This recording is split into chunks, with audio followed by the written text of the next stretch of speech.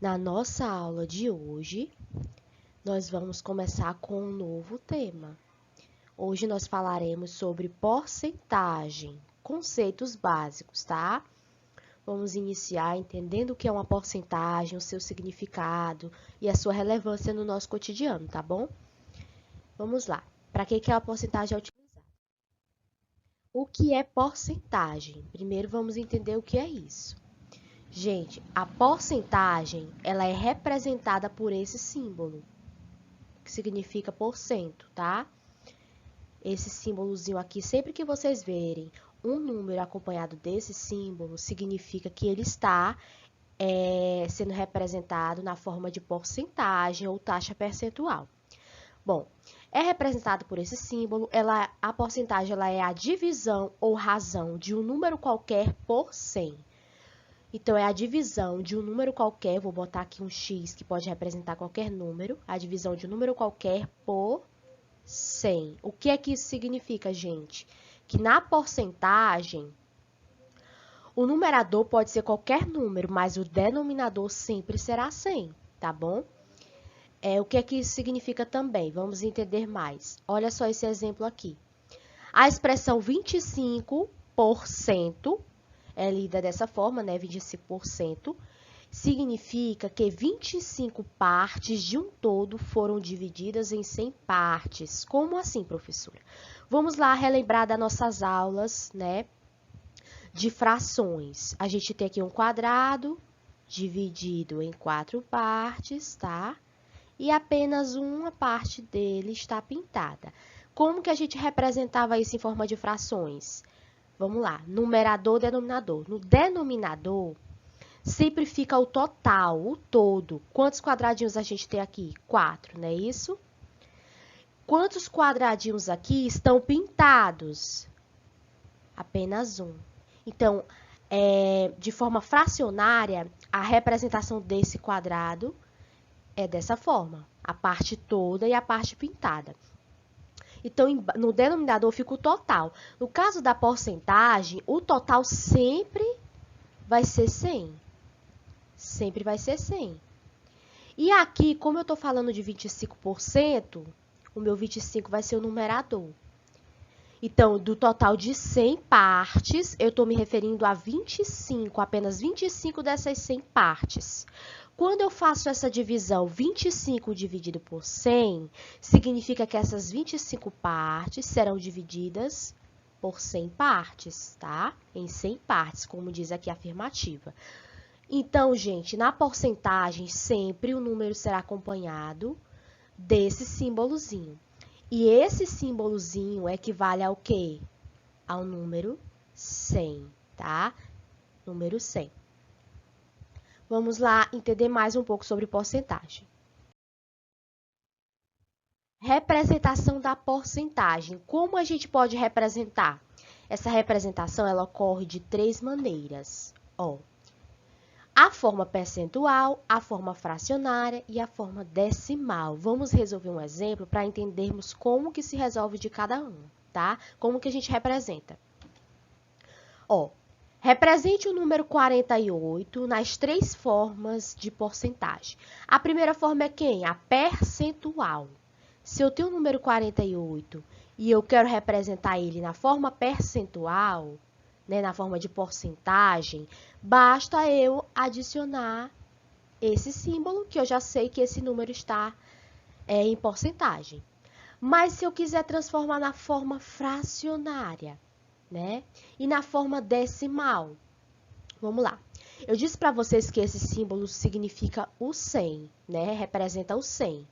Então, eu já sei que na minha fração, o 100 sempre vai ser o denominador. Como eu estou me referindo ao número 48, então 48 será o numerador, tá? Essa é uma forma fracionária, mas a gente pode simplificar, porque ela pode ficar uma fração menor. Basta dividir numerador e denominador por 4, tá, gente? Vai ficar quanto? 48 dividido por 4 dá 12 e 100 dividido por 4 dá 25.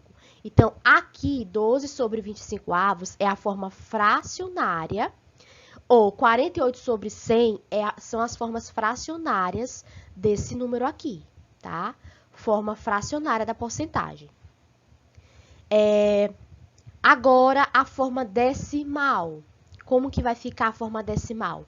A forma decimal, gente, quando a gente fala em decimal, nos lembram os números decimais. E uma das características dos números decimais é que ele é com vírgula, tá certo?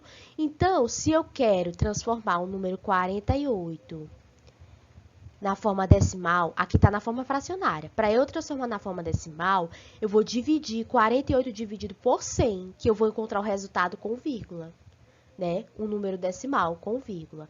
Então, assim, a gente pode armar a continha de divisão normal, ou a gente tem um macetezinho também. Eu vou fazer das duas formas. 48 dividido por 100 não pode, então acrescento 0 aqui e o 0 aqui. Isso aqui é uma regrinha de divisão que a gente já conhece. 480 dividido por 100 é aproximadamente 4. 4 vezes 100, 400. Para 480, falta quanto? 80, né? Então, sobra 80. 80 ainda não dá para dividir por 100, acrescento 0. Não precisa acrescentar vírgula, já tem vírgula aqui. 800 dividido por 100 dá quanto? Dá 8. 8 vezes 100, 800. Para 800 não sobra nada. Então, a divisão aqui é 0,48, tá? Então, o meu 48, escrito nas três formas de porcentagem, ele pode ser escrito na forma percentual, 48%, na forma fracionária ou na forma decimal, 0,48. Mas tem outra formazinha também de resolver. A gente lembra que quando a gente tem a divisão e no denominador a gente tem um número que termina em 0, basta deslocar a vírgula para a esquerda de acordo com a quantidade de zeros que tem aqui. Como assim, professora? Vamos fazer aqui, ó. Eu vou repetir o meu numerador, tá? Repito ele normalzinho. Olho para o denominador. Tem quantos zeros aqui? 2. Então, eu vou deslocar duas casas, ou seja, 2 números para a esquerda. Quando eu contar esses 2 números, aí eu coloco a vírgula, tá? Então, ó, o 8 foi um número, né?